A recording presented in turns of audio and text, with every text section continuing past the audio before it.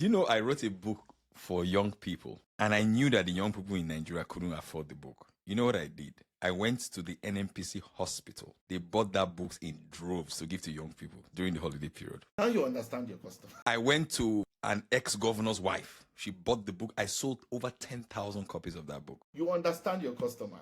Because I understand what you're saying. Just understand your customer. The guy cannot afford it. Okay, fine. But he wants this thing. Okay, fine. What can he afford? And how can I make sure he gets what he can afford? You understand? Simple. It's not rocket science. Honest to God.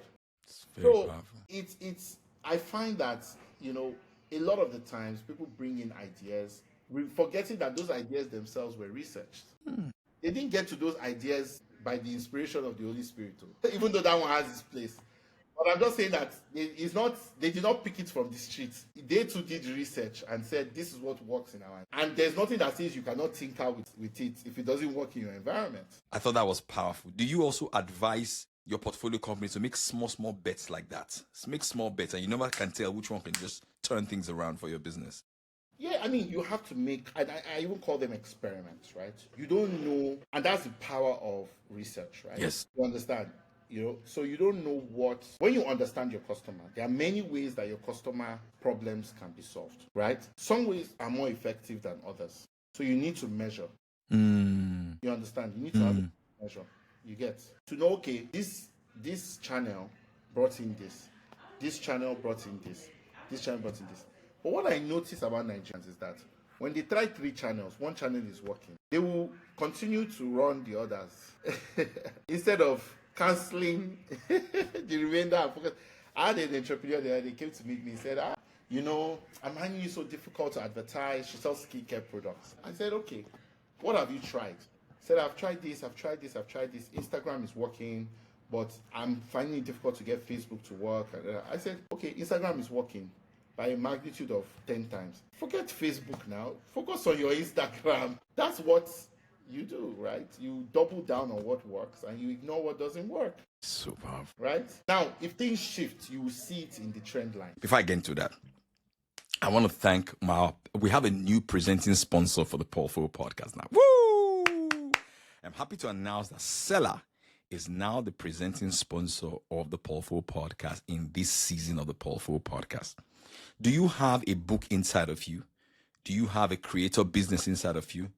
Seller is an e-commerce platform that you can turn your ideas into products and services. Every product I sell online, I use the Seller platforms, and a lot of Africans and Nigerians and Africans in diaspora use Seller as a platform to sell their product and your service. If you want to sign up with Seller, click on the link in the show notes as you are enjoying this episode. You will thank me later. Go. Hello, everybody. How you doing today? It's a new day. It's a fresh day. Hope you're up, shaking and baking. I'm excited today. These guests, I've been chasing this man for God knows how long. It's been a lot. It's a proof of my ministry. I'm a salesman. Yes.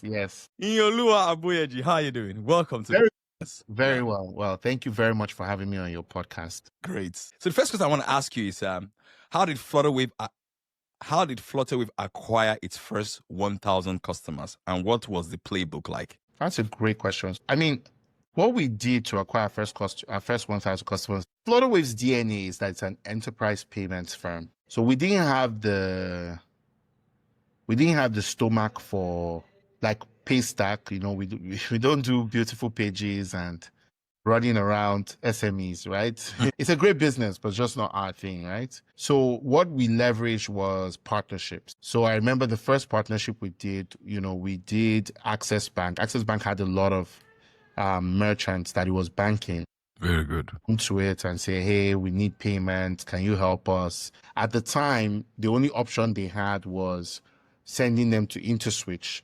InterSwitch will now ask for 500,000 naira, spend 3 to 6 months on Skype trying to figure out how to integrate. So when we came with a superior product offering, all we had to do, and with some relationship like Access Bank, we said, look, rather than send them to Pay with Capture, we'll send them to Access Bank, right? And if we also happen upon other bank customers who want to accept payments through us, we would also send them to Access Bank. So that was the first one. So we were partnered up with Pay with Capture, which was acquired by Access Bank at the time, and we worked with them to acquire customers. In fact, we took Uber through this route as well. Wow. So that was how we got our first couple thousand customers. We did the same thing with GTB. We did SME Market Hub.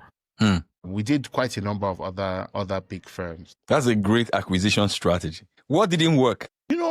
I would say trying to serve, you have to really automate the service, right? And make it seamless and think about it end to end, because ultimately our time was still valuable, right? So let me boil the lessons down to numbers. At the end of the day, after all the serene, only, I think by the time I left, there were 50 customers that were responsible for about 70% of the traffic, and I think about 50 or 60% of our profits. This is powerful. Power law. So just maybe we wouldn't have been so overworked if we had just focused on the ones that actually made sense, But, I think the way we would excuse everything today was that the others were sales and marketing. Yeah.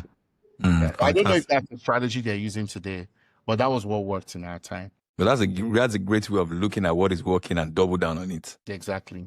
Great. All right, reflecting on your time on Flutterwave and Dell. Guys, this guy has run 2 unicorns. So you better listen to him. Everything he says, including his speech, everything he says. Working with those 2 big companies and working in the trenches, what are some of your 1 to 2 biggest takeaways that entrepreneurs and founders can learn? Leadership takeaways, marketing takeaways. I think the biggest thing is that talent is the most important thing in building any of these businesses. Like, if you don't have the right people, you can waste your time. You have to define the right people, not just as, people who are competent enough to do the work, but people who have the same motivation and values as you, because that's even more important at the end of the day. Because, okay, like most people can do basic work, but if at some point they get satisfied and they don't grow, or if at some point there's huge ethical divergence between the way you see the world and the way they see the world, I think you'll still run into big trouble up front. So it's just something to keep in mind. Great.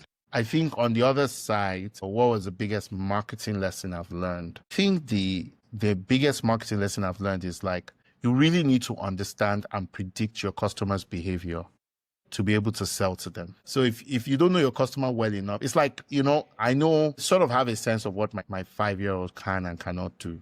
Do you understand? Like, I know her well enough to know that if I do this, she'll do that, right? You know your dog well enough to know if your dog does this is what it means. So it's so important to understand your customer at that level of detail. I like that. Not academically, but really from a point of view of you understand their mental model and how they think about things before you can sell to them, and before you understand what marketing messages will make sense to them. This connects beautifully to, I heard a term from you first, entrepreneurship as a service. You said once they give a founder money and the guy has got global talent visa, he has just know that, just forget that guy. Because there's something you said very powerful, that your customers, their habits have changed. Yeah. They have moved. Yeah. So if they are not connected to that power base, this is not working. Yeah. Well, service, you pay an entrepreneur money so you can. Yeah. I like that. You can get reports. There's nothing that's really going on with the customer. There's no business being built. Yeah. I've seen that a lot in my career. Yeah. And it's something people do unconsciously, I like that. You have close to like 150 companies. Yeah, I'm closer to like maybe just in our own portfolio, maybe your portfolio. 20, and then from Accelerate another 60. Yeah. Great. So what have you changed what did you believe about growth in Africa that you no longer believe? I used to think that growth in Africa was a function of what people consumed. And now I am more of a believer in the fact that growth is now a function of what people get paid for producing. So when you think about where the majority of our wealth comes from, the last 60 plus years of our country's history, it's oil. And the number of people that work in the oil industry, I think you will struggle to get to 30,000 people. right? The largest employer of labor in Nigeria is Dangote, employer of labor, and he recruits 35,000 people. Whoa. Now, that's the smallest BPO in India. What's a BPO? Business process outsourcing. So that's like the smallest. It's a small firm in a country like India. When you're big, when you're talking about 100,000 people, Blue PP, which is just an advertising firm, Yes. they have 100,000 people all over the world. Sam Martin. Martin Sorrell, yeah. They have 100,000 people all over the world. That's just WPP, right? So I'm now of the opinion that no, it's not about how big. 200 million people. How many are working? This is so powerful. If they are not working, they are not any salary. And if they are not any salary, they don't have money to buy anything from you. Come on now. There's something you said. You said that Nigeria and Bangladesh has the lowest labor pay, something like that. That one of the things that can help us grow is when we begin to export labor. I thought that was, can you expand that a bit? Yeah, so I think the biggest play for Nigeria, we have to be so one of the things I find funny about the way we think about our country is that because of so much of our country is abstracted from the reality of how value gets to government and streams down to us.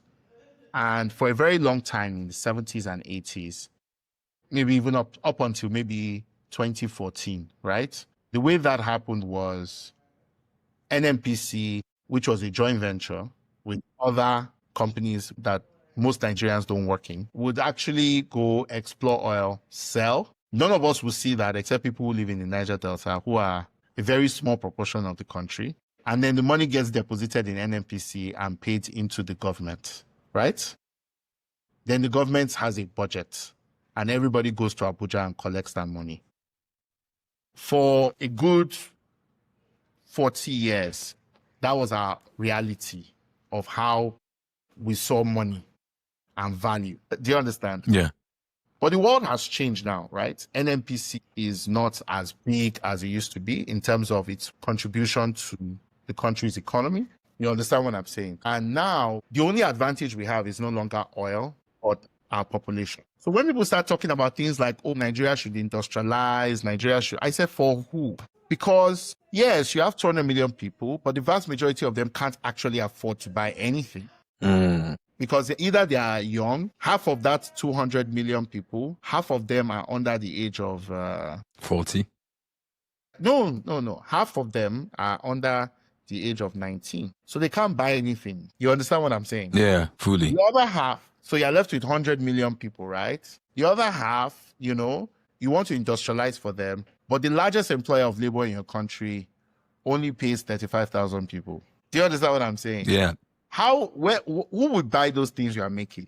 Who? Now, you say, okay, you want to sell them to the rest of the world. Well, the rest of the world is going to go for the cheapest products, right? And those products are being made in China. Now, of that 100 million people, right, what nobody says out loud is that the vast majority of them are farmers. Really? Yeah, that's the largest employer of labor in this country. Farming. So we have to always think about things logically and accurately. So that what I've been trying to say is that Nigeria only has a competitive advantage in people, in talent, right? We produce 600,000 graduates every year. Let's even say some of them are no good. Minimum, we still have 300,000 educated people coming out of our universities every year. Yeah. What can we do with those 300? Export their talent. Do you understand what I'm saying? 300,000, let's even say, okay, out of those 300,000, only 100,000, you understand, want to work. The rest, maybe they have better jobs or they're not interested or whatever. Those 100,000, if you put them in a computer lab, find them work that pays, let's even just say $5 an hour, right? $5 an hour, let's say they're working 10 hours a day for the sake of argument. That's $50 a day. $50 a day today in Nigeria, as of yesterday's exchange rate, right, is 200,000. That's a lot of money. This guy is smart. So much. So that's your only competitive advantage. And it's good to just accept it. I know people want to be more ambitious. I want Dangote. I want this. I want that. Fine. I get it. But finish your breakfast. First make 200,000 naira a day before we take you seriously. Do you understand what I'm saying? That's all I've been saying. Like, just make 200,000 naira a day. If you make 200,000 naira a day, that's a very good, it's not a bad outcome. At all. Wow. Actually, 50 times 1.5 would be roughly 75,000. But even that is still money. That's still money. Seriously. That's still money. That's still money. Wow. Let me ask you some more questions. No problem. Okay, so I'm curious to ask about how because of your experience in entrepreneurship in terms of strategy, what are the best pre-mortems or post-mortems after a campaign? Because a lot of times when things don't work out, we don't really look at it, or why didn't it work? Why didn't this strategy work in Nigeria? Because sometimes we just take a strategy from America and we dump it. No, definitely. I think for me, like I always say, the focus is always on what do we know about the consumer that drives their behavior. And if we don't know anything about a consumer that drives their behavior, we don't do anything. But in a country without research, how do we know about the consumer's behavior? Research there are different kinds of research, right? You can do research on 1 million people. You can do research on 100 people. And no matter how small your sample size, you can extrapolate some common patterns. Yes. Research doesn't have to be done in a university with critical. Research is something anybody can do. Go out and ask questions. Sit down and observe people and do research. Yes. It's not a licensed activity. Yes. I like that. This is deep. It's not a licensed activity. It's not now. Exactly. So wow. You can just walk out and just go and talk to your customer. They will not, I swear to God, they will not kill you. They will not. In fact, they will think, you're even asking me a question. I really like you. This thing I say is very, very powerful. This thing about research is extremely powerful. It's just to do the work to think. Just do the work to think. I always say, look, it is important to understand your customer.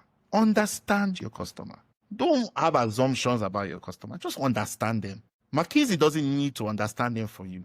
You understand your customer. Do you know I wrote a book for young people, and I knew that the young people in Nigeria couldn't afford the book. You know what I did? I went to the NMPC hospital. They bought that book in droves to give to young people during the holiday period. Now you understand your customer.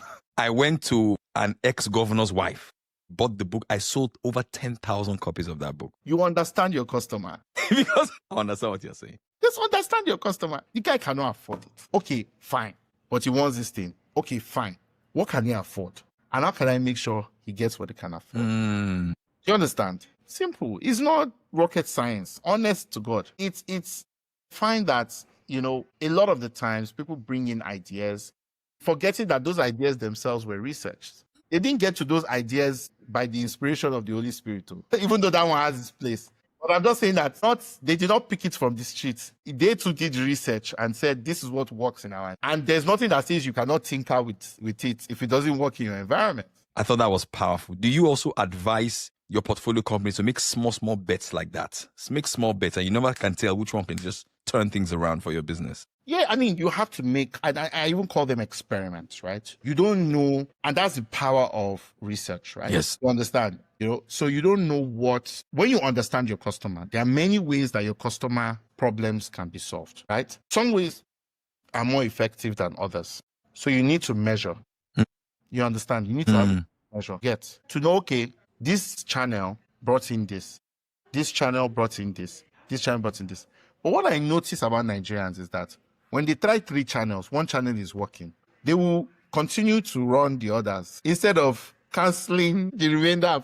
I had an entrepreneur there. They came to meet me and said, I'm finding you so difficult to advertise. She sells skincare products. I said, okay, what have you tried? He said, I've tried this. Instagram is working, but I'm finding it difficult to get Facebook to work. I said, okay, Instagram is working by a magnitude of 10 times. Forget Facebook now. Focus on your Instagram. That's what you do, right? You double down on what works and you ignore what doesn't work. Super. Right? Now, if things shift, you will see it in the trend line. Or if you understand your customer, that's the other thing. Don't accept experiments as magic. Understand what the reasoning behind them is. People buying from you on Instagram. Okay, it's mostly women. They can see the product. They can understand other people's interest in the product, which drives purchase. Understand what I'm saying? So powerful. And, they're in buy mode when they're on Instagram.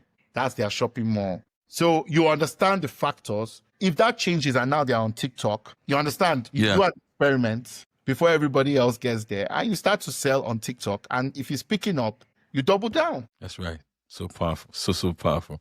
I think it was Charlie Munger that said that if you notice that the odds are in your favor, bet heavily. Exactly. All right. Yeah. So one other question. I'm really enjoying this this conversation. You said for a business to grow in Africa, what are the top 5 metrics you think they should look at every single day? Like they should get obsessed with those metrics every day. So, I mean, for me, I would say, while it depends on your business, there's probably a funnel of sorts. So I think for me, what I always ask is, okay, one, what does revenue today look, and that's if you sell every day, right? So that's another thing, some of these things, they don't matter if you don't sell. They are leading indicators, they're lagging indicators. Yeah. I always say, how many people have indicated interest in whatever product it is you're selling? Very good. And how can you capture that interest, right? What is the conversion rate of people who go from interest in your product, right, to purchasing decision, right? Then after they have made a purchase, right, what is it costing you, right, to serve that customer in terms of give the customer that product? Do you understand what I'm saying? What is it costing you to do that? And how does it change when you do certain things? For example, if the customer is in Abuja and it's a physical product, it will be a different cost from if the customer is in Lagos. So how does that cost to serve change? Right? Then you need to understand, what are your own operational costs of delivering that product? Your own salary, what is all that, right? And then ultimately, how much, after you have paid all your expenses, how much cash do you have left? It's not your profit, so that's free cash flow. Now, how do you take that cash and reinvest it, right, in bringing more people to the top of the funnel? Very good. But it would differ by business. You really have to look at this thing by business. But when you think about business very like a customer journey, somebody indicates interest in your product, the person converts. You need to understand the people that didn't convert, why did they not convert? Exactly. Back and keep going up. People that converted, okay, what did it cost you to serve them? Did 90% of the products cost? It means your prices are not high enough, right? Or it means your costs are too high. One of the two. Yeah. Or both.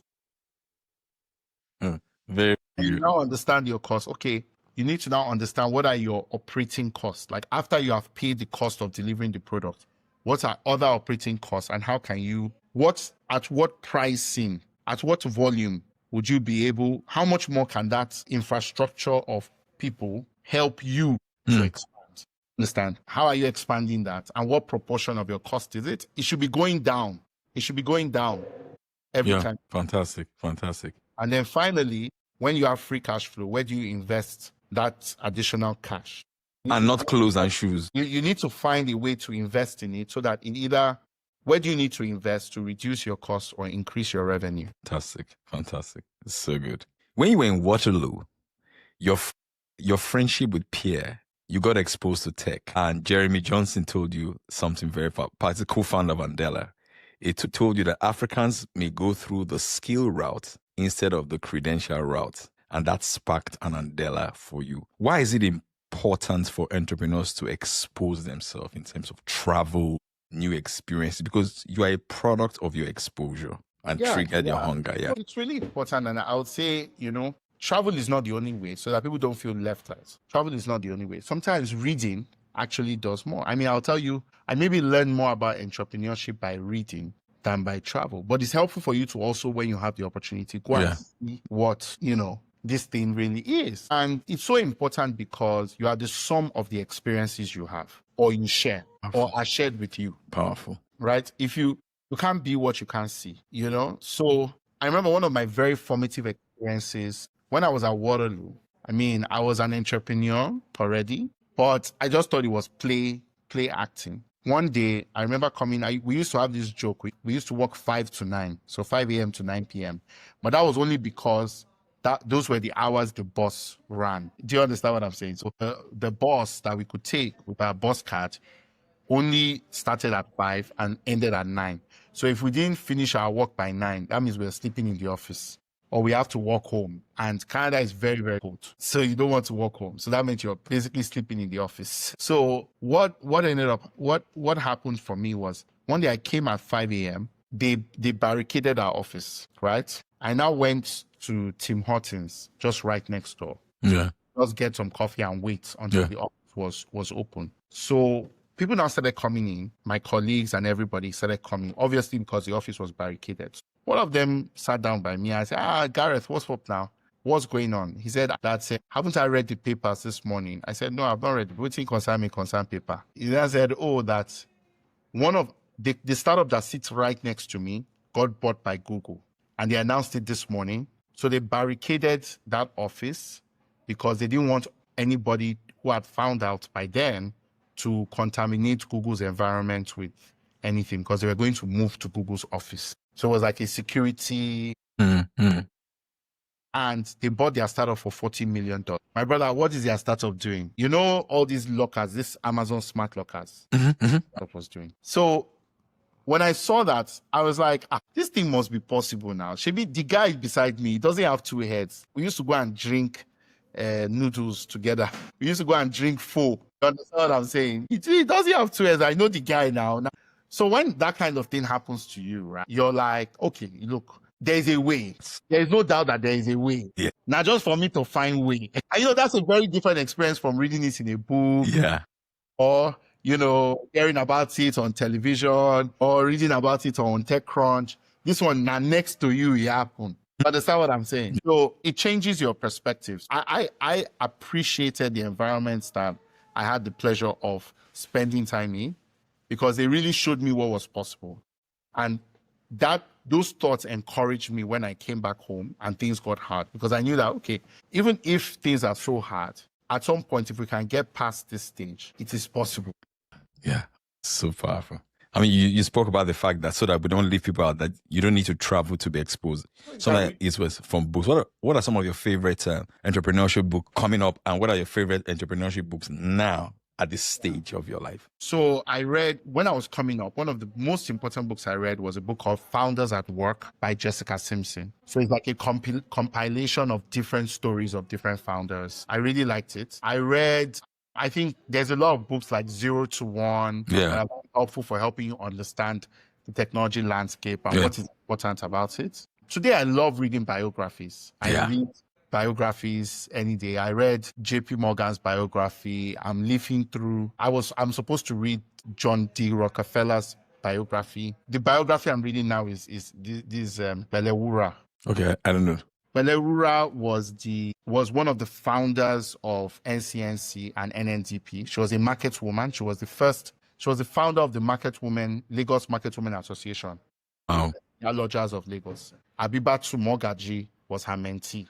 Wow. Exactly. So this is a biography of her. So I love biographies. That's my favorite thing. Because somebody goes through an experience. Yes. When you understand why, how, you know what, you understand what I'm saying? Like, yes. You understand how to think in those circumstances, yes. what was going through their mind. Yeah. You can identify with it. You're not weird. Yes. When you have certain preferences. Yes.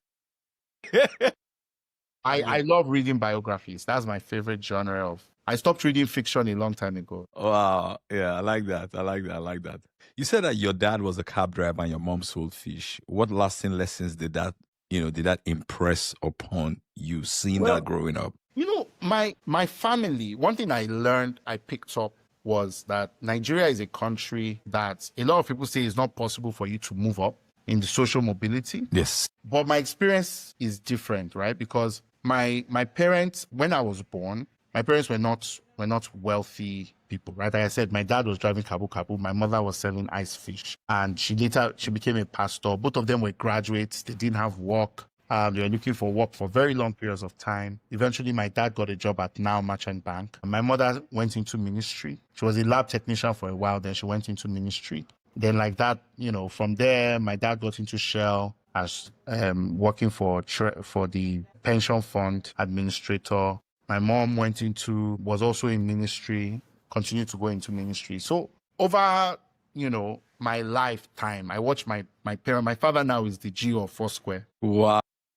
And my mother, of course, works with him in that capacity, right? And what you learn is the possibilities that Nigeria Come on now. can give you. Come on. You understand? That's not possible in a generation to go from doing Kabu Kabu to leading the 5th largest congregation in the country. Yes. You know? So you it gives you a special appreciation for Nigeria. Very good. Well, this is so Like if you're cool. determined and you work hard, really no limits to what you can do. So I sometimes feel sorry for people who, I mean, it's one thing to leave Nigeria to get comfort and experience abroad. It's another thing to leave Nigeria and be saying the evil you have done is enough. Yeah. I think you're ultimately throwing away an opportunity for social mobility. It makes sense for you to go abroad, maybe get additional experience, work in a few other contexts, but ultimately say, okay, once I get my passport, I'm coming back to Nigeria. But for you to leave Nigeria alone completely, and you see people make Very terrible statements. terrible decisions, Shameful. right?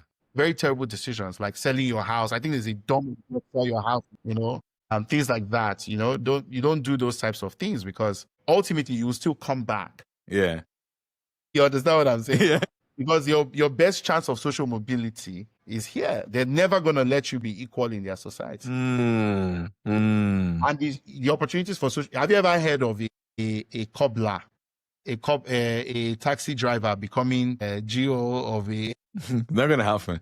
It's not going to happen in the UK now. Yeah, it's not gonna happen. It'll never happen. We will never let it happen. Why are you bullish on Nigeria? Because Nigeria represents, I think, the idea that Black people can self-govern. Do you understand? Like, if you consider that Nigeria is one of the few countries in the world that is majority Black without a single, there are over 7,000 offices in Nigeria, over 7,000 elective offices in Nigeria, and there's not a single white person that has been elected to any of those roles. Even albinos, maybe except one. You understand? Consider that for a moment and think about how few countries in the world can say that. And even in their business, in the business arena, you go and look at all the CEOs, the owners of the biggest companies in the country, they are not white people. Kenya, maybe you can say, okay, fine, they have History. Black, Yeah. their business is white. Their business sector is white. It's very white. I don't know if you understand what I'm saying. The chairman, I think the chairman of their Kenya Airways, Michael Joseph, is a white man. Wow. Yeah. He's a Kenyan. There's nothing wrong with that. But he's a white Kenyan. There's nothing, there are very few white Nigerians. Very few. Very few. So I say that, when you talk about a majority Black country that can govern itself, Nigeria is the best experiment in that respect so far. Wow. And this has been a very, very, very fascinating conversation. I asked 2 more questions for you now later. I know you're a very, very busy man. You said that you emphasize 3 things at the early stages of a startup. You said first, you ensure that their first check is from you, and you ensure that someone advises them. You ensure that someone introduces them to customers. When you say advise them, what do you advise them on specifically? A few things. I think the first thing is understanding how to talk about the unique customer insights they have that makes their business possible. Because there's a way you must talk about that other people can understand that you have something they don't have. Yeah. Or at the very least, they should give you a shot because it's not a problem that they are looking to solve. You understand? You need somebody who can advise you on how to talk about that. You need somebody that can advise you on the right kind of capabilities you need on your team, right? A lot of people like to think of co-founding as me and my friends. Yeah, sure, maybe it can work. But most times, you just need to find the best talent that has the capabilities you are looking for. Otherwise, you're just joking. Yeah. Sorry to interrupt this line of thought. I just want to add this now. If you're advising them, what's the first role you think they should hire first? And at what stage? Sales, marketing, EA? It depends on the person who is building, who is the founder or the person who started. You understand? You hire for what you don't have. Come on now. You understand what I'm saying? You hire for what you don't have. So if you were starting a company, I won't go and tell you to go and hire a marketing person. That would be foolishness. Do you understand? The role is already It's higher. There's no vacancy there. I don't know if you understand what I'm saying. Fully, I get it. So for some people, it might be finance. For some people, it might be, business development. Maybe they're shy. They don't know how to talk to people. Yeah. For some people, it might be just operations. Somebody who can actually just keep tracks on a train. For some people, it might be design. Somebody that can just think through and talk to customers and make sure that the solution is designed. So you usually need these types of people on your team to deliver. So you have to think through the capabilities you need on your team. Wow. My brother, this has been You need advice on how to find your customer. Very how to good. access your customer at scale. Yes, you have unique customer insights about Malam, but you cannot be going to Malam one after the other. Do you understand? So are you close to the head of all the Malams in Yaba? Do you understand what I'm saying? So you need somebody that can advise you. Oh, my friend is the, Shehu of this neighborhood. Okay, go and meet him. You understand what I'm saying? Yes. Then you need advice on products. What is the product that actually gets their problem solved? Sometimes startups will build a tool that increases the problem the person has. It's like the people that have built financial inclusion apps. Before, the guy was just, he has a card that his workplace gave him. He has cash. Now you've increased his problem. He has to now go and get a smartphone of 19,000 and his salary is 30,000. How will he do it? Meanwhile, his Nokia 3310 was working just fine for him. You've now come and added your own wahala to his wahala. You understand what I'm saying? Fully understand it. Build the products that they can afford to use rather than the one that will be taking 800 GB data from them, 800 naira per GB data from them. They don't have that kind of money. Then after that, you now need to figure out, actually, is this a product I can deliver for less, significantly less than I can sell it for? Do you understand what I'm saying? If it's not a product you can deliver for significantly less, and somebody has to be there to advise you on how to make that calculation that it is less. Because if you leave people to their own devices, if you look at the way they will count it, you yourself go shock. So I've seen situations where founders don't count their salary or they don't count what they spend on. You understand? Yeah. You say, oh, it's revenue and my profit is after I pay for the office rents. Everything else is profit and salaries. Everything else is profit. But you're just kidding yourself because you yourself, you're a cost to the business. Yes. You understand what I'm saying?